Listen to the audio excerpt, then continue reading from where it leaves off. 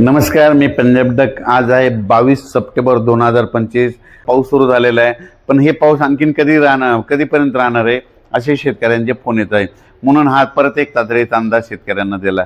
तर राज्यात आणखीन 22 सप्टेंबर 23 आणि 24 दरम्यान राज्यात दररोज वेगवेगळ्या भागात दिवसभर ऊन पडन आणि परत रात्रीला जोराचा पाऊस येणार आहे।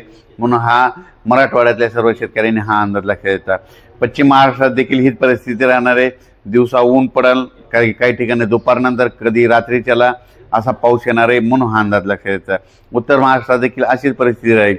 दिवसा ऊन पडल आणि रात्रीच्या परत पावसाचं वातावरण तयार होईल। ठिकठिकाणी पाऊस पडल, सर्वदूर पडणार नाही, पण पाऊस मात्र काही भागामध्ये जोराची हजेरी लावणार आहे आणि याच्यामध्ये स्पीड जास्त असणार आहे, म्हणून हे लक्षात घ्यायचं। त्याच्यानंतर विदर्भात देखील काय होईल, भाग बदलत पाऊस पडणार आहे, म्हणून हा अंदाज लक्षात घ्यायचा। त्याच्यानंतर 25 आणि 26 दरम्यान राज्यात 2 दिवस वातावरण कोरडं राहील, म्हणजे चांगलं ऊन तापन, म्हणजे चांगलं सूर्यदर्शन होईल।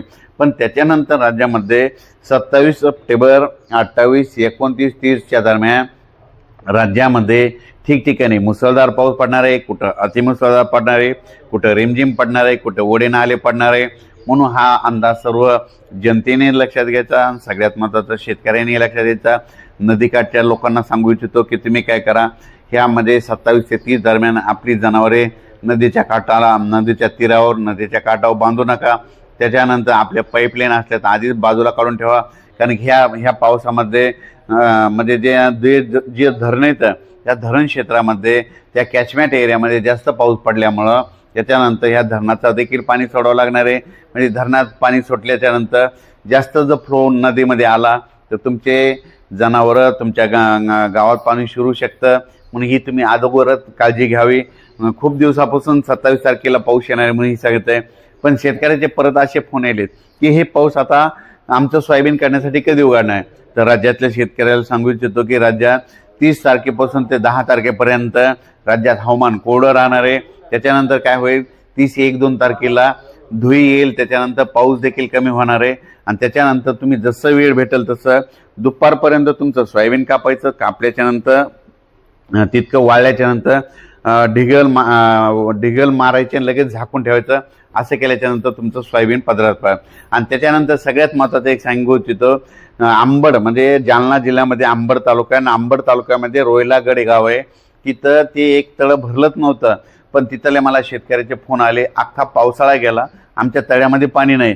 तर मी त्यांना म्हटलं होतं की तुम्ही काय करा, एक रीलच्या माध्यमातून मी व्हिडिओ टाकलेला आहे। मी म्हटलं तुम्ही काय करा, मिठाचा प्रयोग करा। मिठाचा प्रयोग केल्याच्यानंतर 72 तासात त्या गावाला दररोज पाऊस सुरू होतो। पण त्याच्यानंतर म्हटलं की तुमचं तळ मात्र त्या मिठाचा प्रयोग केल्याच्यानंतर तुमच्या भागात मुसळधार पाऊस पडेल आणि तुमच्या तळ्याला पाणी येईल। आणि योगायोगानं सांगतो, ते प्रयोग करून आम्ही 4 ते 5-6 दिवस झालेत, माझ्याकडे व्हिडिओ देखील आहे। आज त्या शेतकऱ्यांचे फोन आले, आमचं तळं जवळपास आता 55% भरलंय आणि आणखीन फ्लो चालू आहे, तर रात्रीपर्यंत ते 100% भरून जाईल असं त्यांचं म्हणणं आहे। तर हे म्हणजे रोयलागडमध्ये आतापर्यंत महाराष्ट्रामध्ये इतका पाऊस झाला आणि ते रोयलागडच गाव असं होतं की ते वाटलं तुम्ही कोणी सर्च करून तिथं नातेवाईक काय असेल तर विचारू शकता, तिथं काही पाऊस पडलाच नव्हता। पण पाण्यात देखील, तळ्यात देखील असं पिण्यासाठी सुद्धा पक्षाला पाणी नव्हतं।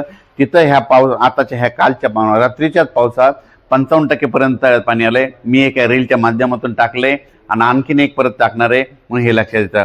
पण राज्यात मात्र 27, 28, 29 दरम्यान मुसळधार पाऊस पडणार आहे, म्हणून हा अंदाज सर्व शेतकऱ्यांनी लक्षात घ्यायचा। या पावसामध्ये विजेचं प्रमाण जास्त असल्यामुळे माझी शेतकऱ्याला विनंती आहे, तुम्ही काय करा, विजा कडकडत असताना झाडाखाली थांबू नका, आपली जनावरांकडे झाडाच्या खाली बांधू नका। राज्यात सर्व शेतकऱ्याला सांगू इच्छितो की हा पाऊस की कोणत्या भागात जास्त होणार आहे। नांदेड जिल्ह्यात एक जरा जास्त पडणार आहे, परभणी जिल्ह्यात एक जास्त राहणार आहे, लातूर जिल्ह्यात एक जास्त राहणार आहे, जालना जिल्ह्यात एक जास्त राहणार आहे, बीड जिल्ह्यात एक जास्त राहणार आहे, धाराशिवकडे एक राहणार आहे, अहिल्यानगरकडे एक जास्त राहणार आहे, त्याच्यानंतर साताऱ्याकडे जास्त पडणार आहे, त्याच्यानंतर पुणे जास्त पडणार आहे, संगमनेर, अहिल्यानगर जरा जास्त पट्ट्यात राहणार आहे, जळगाव जिल्ह्यात एक खूप पडणार आहे आणि त्याच्यानंतर मुंबई, नाशिक त्या ठिकाणी देखील अतिवृष्टी होणार आहे। नंदुरबारकडे देखील आतापर्यंत पाऊस कमी पडलेला आहे, नंदुरबार जिल्ह्यात देखील खूप पाऊस पडणार आहे, म्हणून हा अंदाज लक्षात येता। विदर्भ, पूर्व विदर्भ आणि पश्चिम विदर्भात देखील ज्या भागात अद्यापही पाऊस पडलेला नाही त्या भागात देखील आता ह्या पावसात शेवटचा पाऊस पडून जाणार आहे, म्हणून हा अंदाज सर्व विदर्भ, पश्चिम विदर्भातल्या शेतकऱ्यांनी हा अंदाज लक्षात घ्यायचा। परत एक शेतकऱ्यासाठी आनंदाची बातमी, इतक्या दिवस पाऊस चालू आणि हे बंद कधी होणार आहे? तर सर्व शेतकऱ्याला सांगू इच्छितो की 30 सप्टेंबर पासून ते 10 ऑक्टोबर पर्यंत राज्यात पाऊस विश्रांती घेणार आहे। त्यामध्ये तुम्ही तुमचं काय करा, सोयाबीन काढू शकतात, कोणत्या पिकाच्या फवारण्या असेल तर ते करू शकता, म्हणून हा अंदाज घ्यायचा। त्याच्यानंतर 10, 11, 12 ऑक्टोबरच्या दरम्यान एकदा थोडासा पाऊस येईल, पण हे देखील जास्त प्रमाण नसणार आहे, व्याप्ती नसणार आहे। त्याचा अंदाज लगेच आपण उद्याच्या व्हिडिओमध्ये परत दिला जाईल। धन्यवाद।